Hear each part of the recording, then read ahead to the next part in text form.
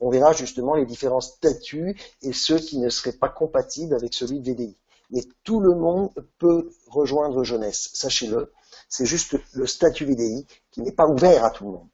Néanmoins, le statut VDI est certainement le plus facilitant, le plus accessible pour grand nombre de nos distributeurs, également certainement pour un certain nombre de distributeurs qui sont essentiellement des consommateurs personnels au prix de gros. Voilà. Alors, je vais rapidement parler de la création du statut VDI, du VDI comme statut mixte sur le plan social et fiscal, et puis ensuite son mode d'emploi, qu'est-ce qui nous permet de donner comme avantage à ceux qui nous rejoignent comme VDI. Et là, vous verrez, pour le recrutement, c'est intéressant. Et puis ensuite, le processus d'inscription sera vu lors du prochain webinaire la semaine prochaine. Voilà. Alors tout d'abord, le statut VDI n'est pas récent, puisqu'il date maintenant de la loi Madeleine 93, et il offre un certain nombre d'avantages, puisqu'il est extrêmement simple, il permet d'être compatible avec les personnes qui sont à Pôle emploi, il permet de permettre un complément de revenu, ou tout simplement à ceux qui rêvent d'être leur propre patron sans en avoir les inconvénients. Alors, vous le savez, on peut travailler chez soi, à temps choisi, c'est vrai pour notre activité, et bien évidemment pour le VDI, c'est idéal. Ce qui est important, le VDI est un statut mixte. Sur le plan social, on est comme assimilé salarié. 2/3 des charges sociales sont payées par l'entreprise Jeunesse et 1/3 par nous, distributeurs, quand on est inscrit comme VDI. Et dans ce cas de figure, Jeunesse prélèvera chaque semaine, lors du paiement de nos commissions, un petit pourcentage régularisé à la fin de chaque mois et ensuite régularisé à la fin du trimestre complet lorsque Jeunesse paye l'ensemble des charges sociales à l'État français. Donc vous êtes en tant que chef d'entreprise sans les soucis du chef d'entreprise, et être VDI, c'est rejoindre Jeunesse avec un risque zéro. Être dans la légalité, mais en aucun cas une gêne, c'est au contraire un avantage pour nous distributeurs Jeunesse. Être aujourd'hui avec la possibilité du statut VDI, c'est nous permettre de recruter plus facilement encore, car respecter la loi est un avantage. Ne pas respecter la loi, c'est empêcher Jeunesse de se développer correctement en France. Alors, je vais parler du statut mixte, je vais parler des cotisations sociales, donc de l'ouverture des droits maladie, de la retraite. Et ce statut n'est pas réglementé par le Code du travail. Donc évidemment, pas de cotisation à Pôle emploi, pas d'indemnité de licenciement, pas de congés payés, ça va de soi. On est réglementé par le Code du commerce. Le VDI est un statut à part entière. Alors, là, je parle d'un tableau. Alors, ce PowerPoint a été diffusé sur le site officiel Facebook de Jeunesse, relayé par un certain nombre de distributeurs, et j'espère que très rapidement Jeunesse pourra le télécharger dans membres seulement, informations sur l'Europe et ensuite spécifiques à la France. Et j'en précise j'en profite pour vous dire que dans membres seulement, informations spécifiques à la France, vous trouvez le bon de commande et l'information précontractuelle. Et voilà, donc vous avez toutes ces informations-là. Ce tableau, je voudrais juste vous l'expliquer très simplement, parce que là, il paraît peut-être un peu chinois. Donc, quand on est VDI, contrairement à un salarié classique qui paye ses charges sociales dès le premier euro tout perçu, eh bien, quand on est VDI, on va le percevoir par tranche. Déjà, alors vous voyez que la première colonne indique les tranches, la deuxième colonne indique la commission brute trimestrielle. Qu'est-ce qu'une commission brute trimestrielle? Eh bien, c'est tout simplement la marge commerciale. La marge commerciale, eh bien, puisqu'on est acheteur-revendeur, c'est la marge, c'est le bénéfice que l'on fait entre le prix de vente moins le prix d'achat. C'est cette marge-là que l'on peut percevoir soit en direct quand on acquiert les produits et qu'on les revend, soit quand un de nos clients achètent via Internet, et dans ce cas, eh bien, on a une marge commerciale. Et plus les commissions, c'est tout ce que Jeunesse nous verse au travers des cycles. C'est entre autres donc le bonus d'équipe, le bonus de leadership, qui sont voilà, que vous connaissez le plan de rémunération, hein, donc sur les premier, deuxième, troisième niveau jusqu'à 7 niveaux, et d'autres commissions éventuelles. Donc c'est l'ensemble des commissions perçues par le plan de commissionnement. Par contre, ce qui est important, c'est après abattement pour frais professionnels. Alors là, vous devez savoir que ces abattements pour frais professionnels sont déjà déduits dans cette grille-là, sont déjà déduits. Comment sont calculés ces abattements? Eh bien, c'est 10% de la commission brute trimestrielle, 10% de la commission brute trimestrielle, ce qui fait qu'on fera des exemples tout à l'heure, mais si je fais 378 €, eh bien, il faudrait que je rajoute 37,80 € pour intégrer l'abattement. Sauf que c'est pas calculé comme ça, puisqu'il y a un plancher minimum, c'est 144 €. Donc si le 10% est inférieur à 144 € comme frais professionnels, c'est 144 € qui sont pris. Et avec un plancher maximum, c'est-à-dire que si 10% de la rémunération brute trimestrielle est supérieur à 408 €, c'est ce plancher maximum que nous ne pouvons pas dépasser qui sera pris en compte. Dans cette colonne 2, ce plancher minimum de 144 € ou ce plancher maximum de 408 € sont déjà appliqués. Et entre ces deux planchers, c'est la valeur de 10%. L'assiette forfaitaire trimestrielle, la troisième colonne, elle indique ce sur lequel les charges sociales vont être calculées. Alors vous devez savoir qu'un salarié, c'était le premier euro. Et bien là déjà, vous voyez que jusqu'à 378 € frais et abattements faits, ce qui fait 522 € par trimestre, eh bien, le distributeur ne paye aucune charge et Jeunesse non plus. Vous avez quand même un nombre important, j'imagine, de clients au prix de gros qui doivent être dans ce cas de figure. Ils consomment pour eux-mêmes et certainement dans ce cas de figure, eh bien, on ne dépasse pas 522 €, je montrerai l'exemple après, de commission avant déduction d'abattement pour frais professionnels. On est dans ce cas dans la colonne A' et on ne paye pas de charges sociales.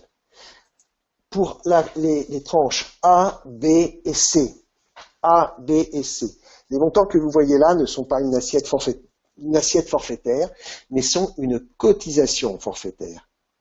Cotisation forfaitaire, ça veut dire que qu'on soit entre 378 ou 522, ou qu'on soit pour la tranche C, par exemple, la tranche A d'abord, de 378 à 522, eh bien, on cotisera 25 €.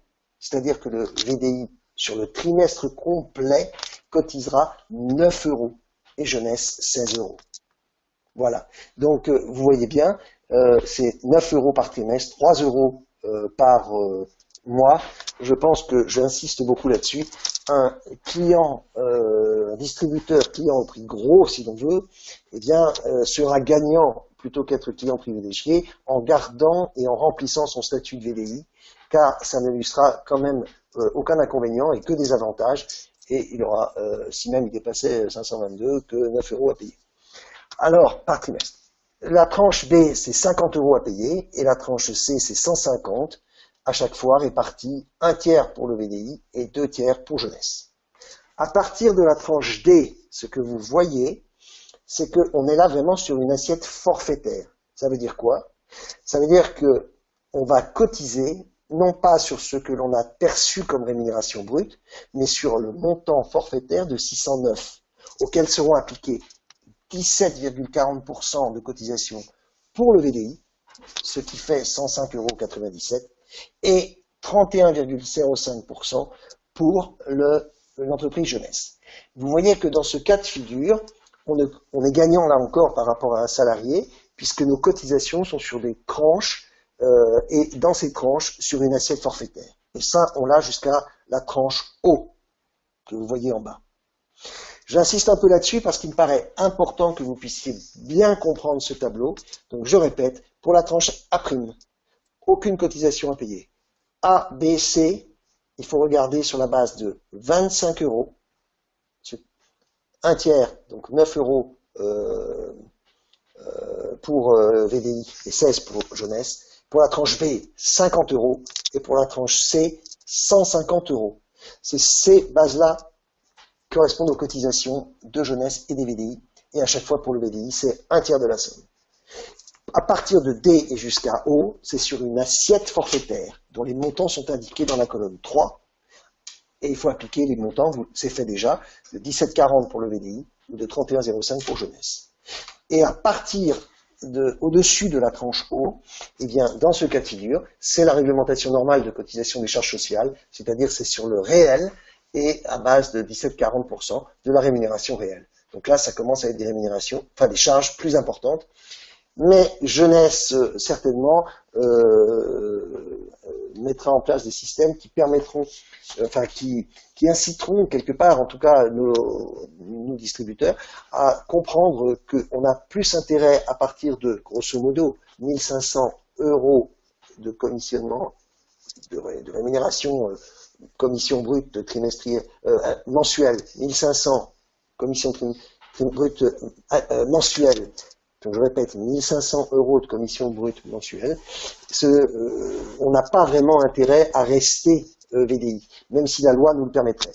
Je pense que jeunesse, certainement, réfléchit pour que dans son plan de rémunération, au-delà d'un certain statut, ce soit réservé dans les avantages du plan lié au rang, à être auto-entrepreneur, ce qu'on appelle maintenant micro-entrepreneur, ou bien en entreprise. Voilà, je passe à la diapositive suivante.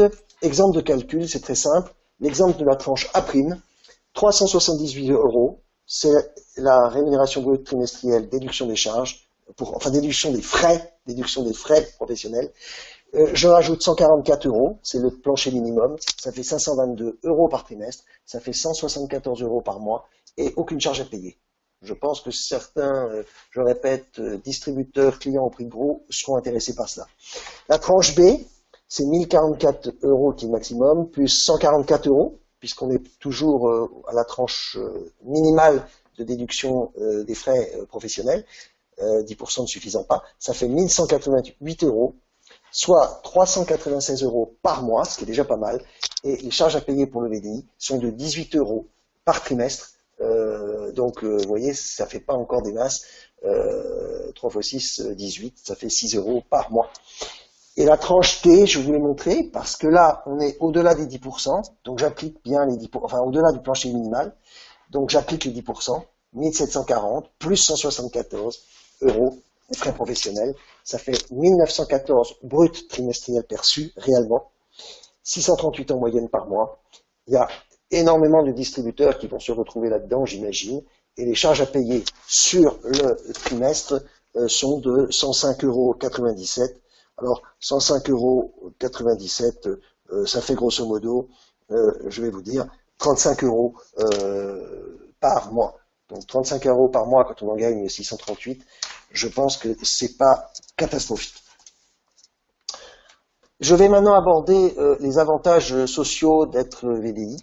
Eh bien, depuis le 1er juillet, alors c'est même pas, c'est parce qu'il y a une nouvelle loi qui est passée en 2014. Donc en fait, ce qu'il faut comprendre, c'est que quelqu'un qui est à Pôle emploi peut tout à fait être VDI chez Jeunesse. Il faut juste leur indiquer le montant. J'allais dire que ils effectuent un calcul, ils prennent 70% du montant de la rémunération, ils effectuent un calcul par rapport à votre indemnité journalière, et les journées qui ne vous payent pas par rapport à ce que nous avons gagné avec Jeunesse, eh bien, est reportée dans le temps, puisqu'en étant à Pôle emploi, nous avons un droit à des journées indemnisées, et lorsque on a un cumul d'activités, eh bien, complémentaire, on n'est pas limité aux 70%, mais par contre, ce qui est sûr, c'est qu'on ne peut pas avoir A plus B. A, c'est ce que je gagne chez Jeunesse, plus B, ce que j'ai par Pôle emploi. Ce que je gagne chez Jeunesse, le montant A, est calculé à un nombre de journées indemnisées, déduites et reportées dans le temps. Donc, on est plus longtemps éventuellement indemnisé, mais je suis persuadé que votre réussite avec Jeunesse fera que vous sortirez certainement avant même la fin de vos journées d'indemnisation. Mais sinon, vous pouvez le faire. Si vous êtes inscrit à Pôle emploi, mais que vous aviez déjà l'activité Jeunesse, eh bien dans ce cas, ça n'a rien à voir avec votre indemnité, puisque l'activité, vous l'aviez avant. Et là, évidemment, c'est cumulé. Hein. Vous êtes indemnisé de temps par Pôle emploi, et ce que vous gagnez par Jeunesse, eh bien, vous le gagnez, et c'est du plus. Donc ça veut dire que pour le recrutement, mieux vaut quand quelqu'un vous dit « je sens que c'est pas terrible avec mon entreprise », leur conseiller de nous rejoindre avant de s'inscrire à Pôle emploi. C'est nettement plus intéressant, puisque là, il y aura cumul. Relation avec la caisse primaire d'assurance maladie. Là, vous avez souvent des personnes pour qui se retrouvent avec la CMU. Et c'est vrai que sur le plan mental, c'est pas top pour eux. Eh bien, c'est un argument aussi que vous pouvez avoir sur le plan, j'allais dire, du recrutement. Eh bien, une personne qui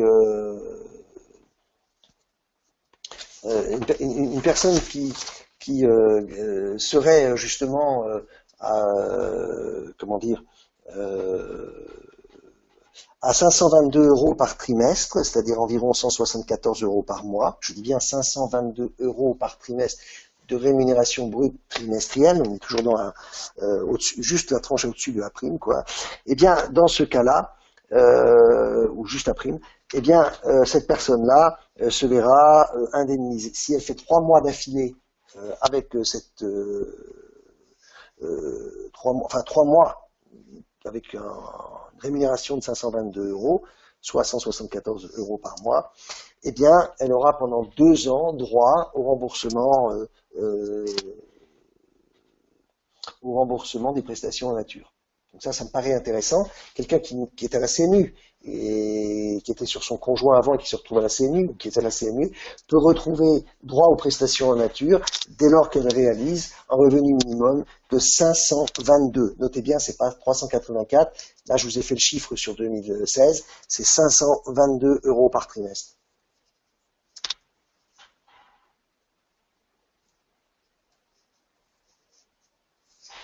Voilà. Alors, ensuite, attendez, je vous dis une bêtise. Non, c'est 522 € par mois. Excusez-moi. 522 € par mois. 522 € par mois. Je reprends. Pour l'ouverture des droits aux prestations en nature, pour l'année 2016, un revenu minimum de 522 € par mois, eh bien, 3 mois d'affilée sur le trimestre précédent, donne 2 ans de droit aux prestations. Pareil pour les indemnités journalières, mais là il faut compter alors 1187 € par trimestre. Non, attendez, excusez-moi, je me suis trompé. Excusez-moi, je reviens sur cela, hein, c'est très important pour vous, donc je vous demande excusez-moi pour cette erreur, je veux que ce soit clair pour tout le monde.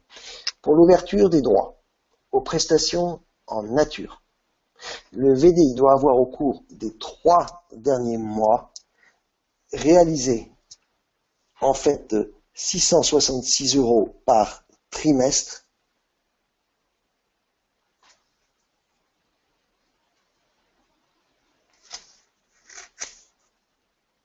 soit 222 € par mois.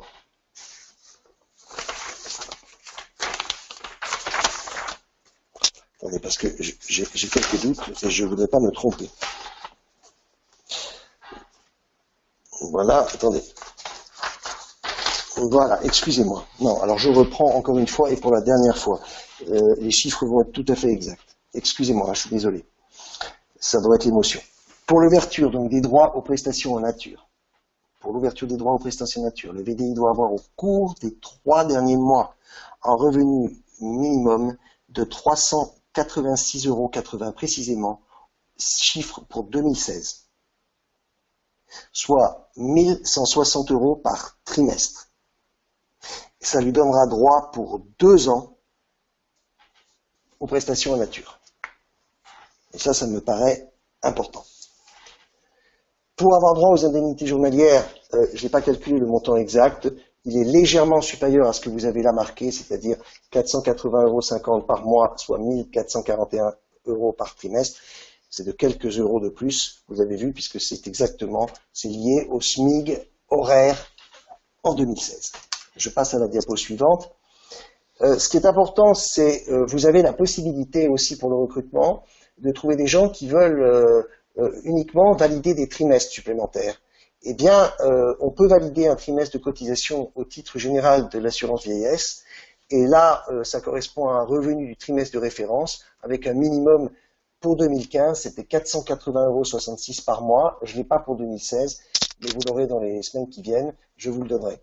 Donc là encore, vous voyez que c'est un moyen dans le recrutement de dire aux gens, si vous êtes VDI, si vous nous rejoignez avec Jeunesse, en tant que VDI, vous pourrez valider votre trimestre avant de pouvoir avoir droit à votre retraite. Le statut fiscal. Donc statut micro-entreprise, c'est ce dont je vais parler, franchise de TVA, la comptabilité qu'on doit conserver, la déclaration de ses revenus, la CFE. La CFE, je le rappelle pour ceux qui ne le savent pas, c'est l'ancienne taxe professionnelle.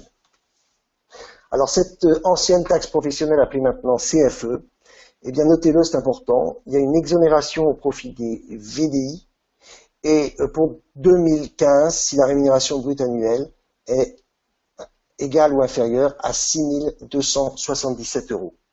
Donc ça veut dire que vous aurez certainement bon nombre de vos distributeurs inscrits comme VDI qui n'auront pas à payer une taxe CFE. C'est important parce que je sais que c'est souvent un souci. Non, là on a une exonération pour les revenus modestes pour certains VDI.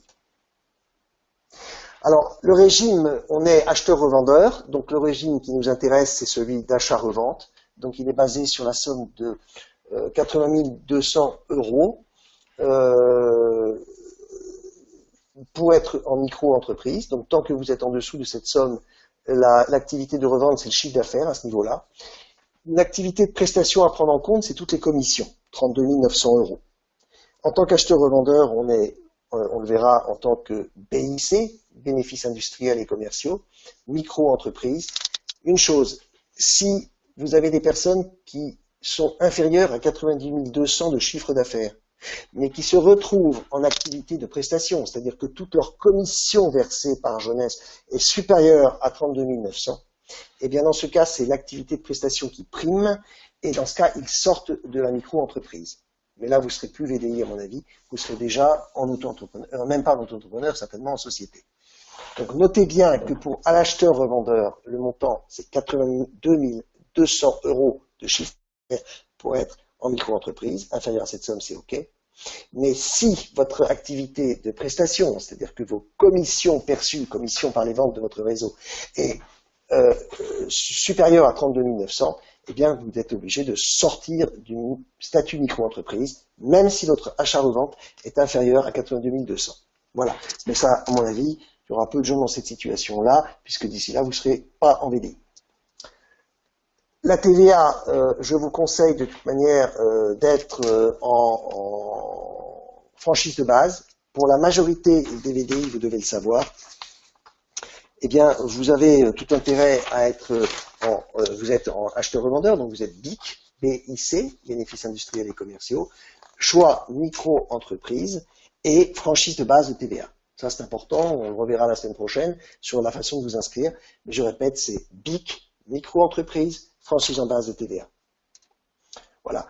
Pour ceux qui sont donc inscrits en tant que VDI, et ça c'est important car il faut être inscrit et avoir fait sa déclaration d'existence, ce qu'on verra la semaine prochaine, et bien dans ce cas, vous bénéficiez des exonérations du paiement de la CFE par rapport au montant que j'indiquais tout à l'heure, donc en termes de 6 000 de revenus, c'est-à-dire 6 277. Si vous n'êtes pas inscrit comme VDI et qu'ils s'aperçoivent que vous avez une activité, eh bien, sans la déclaration d'existence, vous êtes censé, puisque vous avez une activité, vous êtes censé payer la CFE. Donc, tout intérêt à s'inscrire en tant que VDI, et je dirais, même si l'essentiel de notre activité est une consommation personnelle pour une certaine personne. Voilà.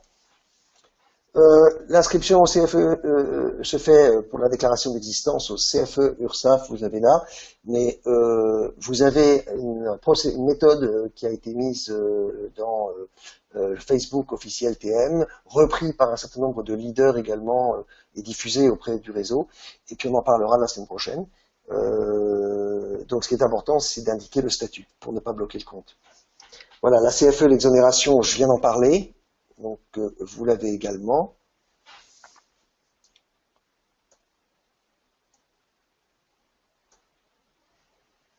Alors, je vous propose, donc vous l'avez compris, là, ce qu'on a vu, c'était le côté social. Vous avez vu que les charges à payer ne sont pas énormes et sur des cotisations forfaitaires ou une assiette forfaitaire.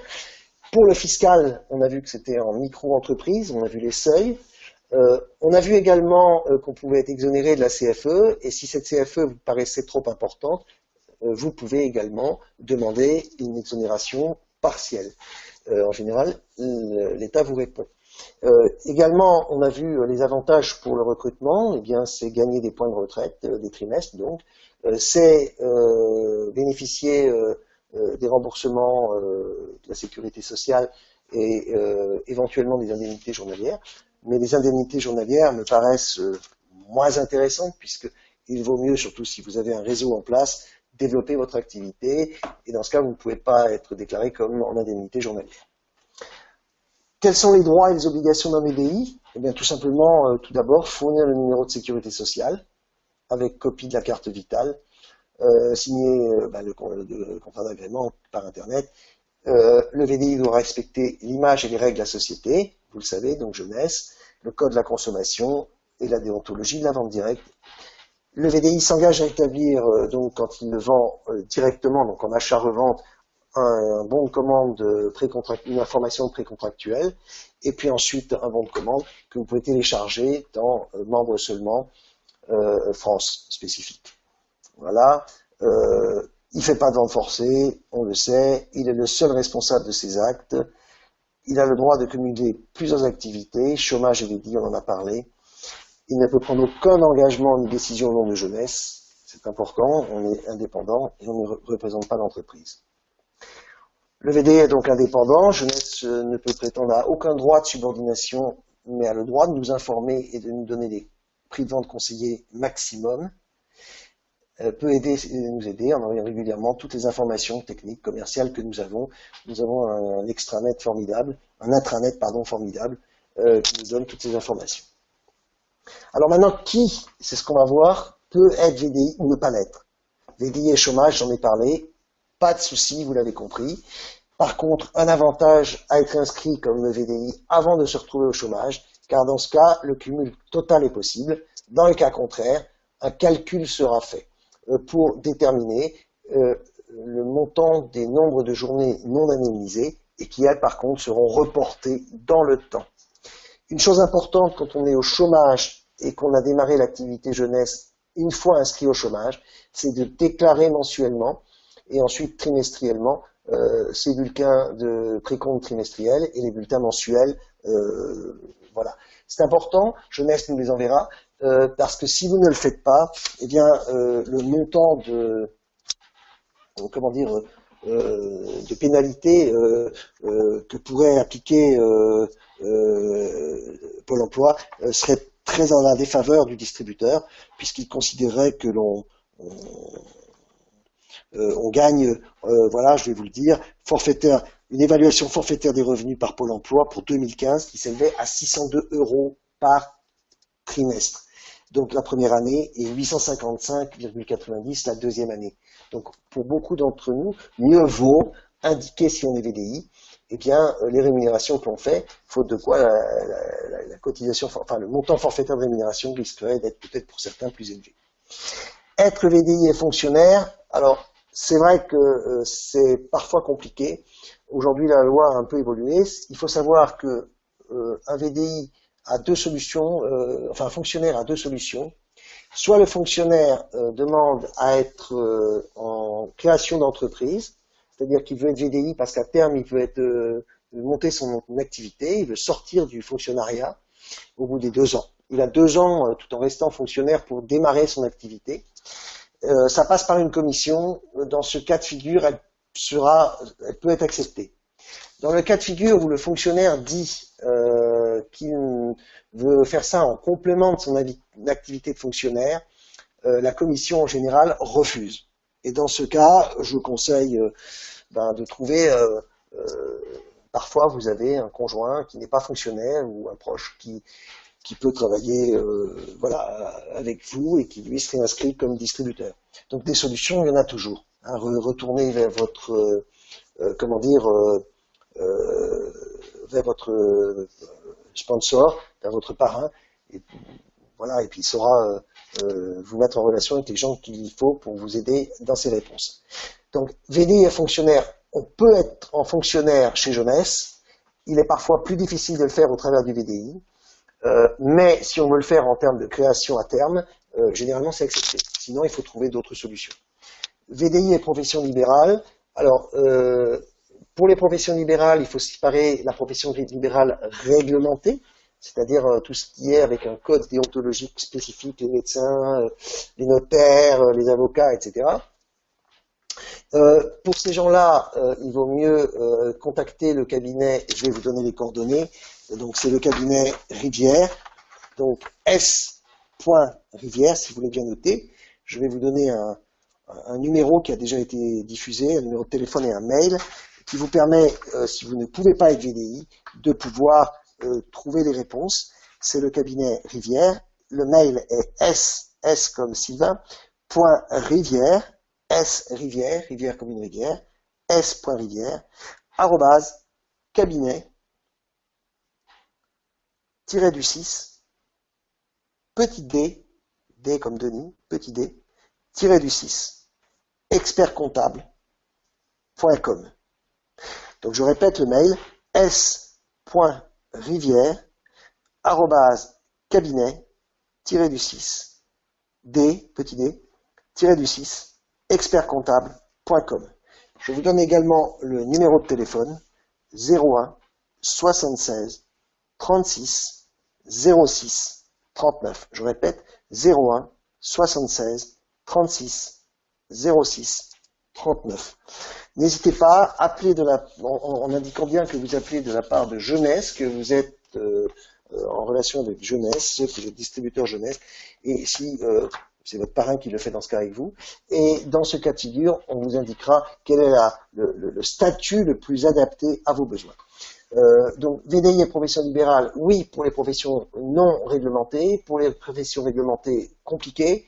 Exemple, un médecin pédiatre peut tout à fait être VDI puisque ce n'est pas en rapport avec son activité. Un généraliste, c'est plus compliqué. Il peut le faire en société ou sous d'autres approches. Cumul VDI et registre du commerce, pas de problème. VDI et retraite, pas de problème.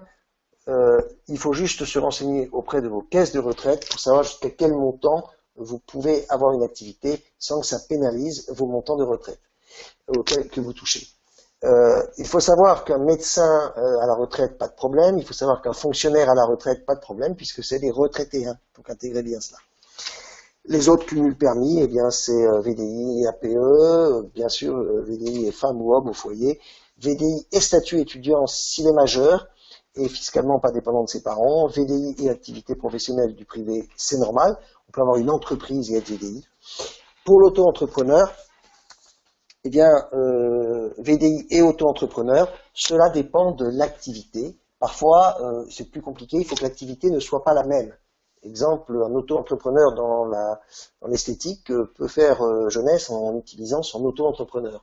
Et il ne pourra pas être VDI dans une activité telle que Jeunesse en étant dans l'esthétique. Par contre, il peut utiliser son statut d'auto-entrepreneur. Voilà.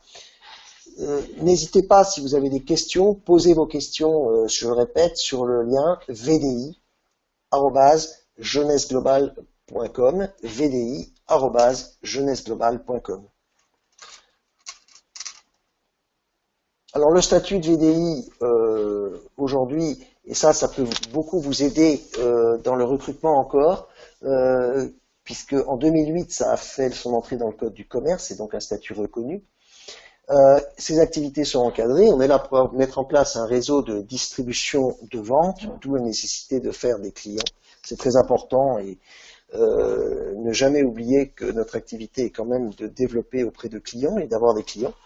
Eh bien, il faut savoir que le VDI assure des prestations de services visant au développement et à l'animation de son réseau de vente, si celles-ci sont de nature à favoriser la vente de produits. C'est ce qui nous concerne, c'est ce que nous faisons, c'est l'article L135.2, et vous avez là un argument pour tous ceux qui pourraient penser ou dire certaines choses sur la vente directe et le marketing de réseau en particulier. Eh bien, l'argument, c'est on a tout à fait le droit de créer des réseaux de distribution de vente et d'être rémunéré pour l'animation, la formation de ces réseaux. Et c'est ce que nous faisons et ce que Jeunesse fait quand il nous rémunère par les bonus d'équipe et les bonus de leadership. C'est ce que vous voyez quand j'ai mis l'article L135.2 du Code du commerce qui reconnaît les fonctions de parrainage et d'animation comme prestation de service pouvant être rémunérées par l'entreprise Jeunesse. Donc, quand vous aurez ce PowerPoint, n'hésitez pas à garder cette page, à la mettre dans vos différents documents, et ils peuvent répondre à certaines questions que vous pouvez avoir de vos contacts. Ça, je ne vais pas en parler puisqu'on verra ça la prochaine fois. Enfin, en 2 mots quand même, si pour ceux qui s'inscrivent d'ici là, il faut rajouter le numéro de sécurité sociale, il faut mettre le choix du statut, ça c'est très important, sinon vous êtes bloqué pour le parrainage. L'auto-entrepreneur, sachez-le, est en train d'évoluer puisque l'auto-entrepreneur va devenir micro-entreprise. Donc, on parlera chez Jeunesse de micro-entrepreneur. Chez Jeunesse, on parlera de VDI, on parlera de micro-entrepreneur et puis d'entreprise classique. Je vous conseille, quand d'ailleurs vous vous inscrivez, de faire la téléchargement d'existence directement en lien, c'est plus facile, mais surtout, gardez toutes les preuves de votre inscription. Je le redirai la semaine prochaine, c'est extrêmement important. Gardez les éléments de preuve, c'est-à-dire si vous le faites directement par Internet, gardez le mail de retour du CFE URSSAF. Si vous le faites en téléchargeant le P0I, faites une photocopie du P0I, envoyez en recommandé avec accusé de réception, gardez la photocopie de votre P0I, gardez le document d'envoi de votre recommandé et la réception du recommandé par le CFE URSSAF. C'est important. Voilà. Eh bien, écoutez, je vous avais dit qu'on essayerait de terminer en 3/4 d'heure. J'espère que ce webinaire était suffisamment clair pour vous. Juste en conclusion, je vais vous dire la chose suivante. Tout simplement, être VDI, c'est un avantage pour une grande majorité de distributeurs qui démarrent. C'est le statut idéal quand on démarre l'activité jeunesse et qu'on n'était pas du tout dans cette activité. On peut également, sachez-le, si on est VDI dans une autre structure préalablement, il suffit de donner le numéro de SIRET de cette autre structure. Voilà, on ne se réinscrit pas une deuxième fois. Pour tous ceux qui connaissaient Jeunesse avant le 1er janvier 2016, on a 30 jours pour s'inscrire, donc votre activité démarre dans les premiers jours de janvier 2016. Voilà, puisqu'on a 30 jours pour s'inscrire. Donc toutes les personnes, j'allais dire, qui connaissaient Jeunesse préalablement au 1er janvier, vous aviez 30 jours. Donc on va dire que votre début d'activité, c'est le 5, 6 janvier, 4 janvier. Et voilà. Également savoir donc les charges sociales dédramatisées. Dédramatiser également pour les distributeurs clients au prix de gros, entre guillemets, puisque ces gens-là, s'ils ne font pas de marge commerciale et qu'ils limitent leurs achats à leur consommation personnelle, seront certainement dans des tranches où il n'y aura pas de charge sociale. Voilà. Donc, ils n'auront que des avantages de s'inscrire et des prix plus intéressants encore que le client privilégié. Pour la partie fiscale, micro-entreprise. Voilà. Pour ceux qui ne peuvent pas être VDI ou qui ont des questions, je le répète pour la deuxième fois, appelez le 01 76 36 06 39 qui est le cabinet Rivière expert comptable. Dites que vous êtes Jeunesse, 01 76 36 06 39. Ils vous aideront à choisir le statut autre que celui de VDI, le plus adapté à votre situation précise, et s'occuperont, si vous le souhaitez, pour des sommes assez modiques d'ailleurs, à gérer ensuite votre comptabilité. Leur lien, c'est s.rivière, cabinet-du-6, des petits d-du-6, expertcomptable.com. Si vous avez des questions, n'hésitez pas à les poser sur vdi@jeunesseglobal.com. Voilà, j'ai terminé, je vous remercie, j'espère que ça répondait déjà à bon nombre de vos questions.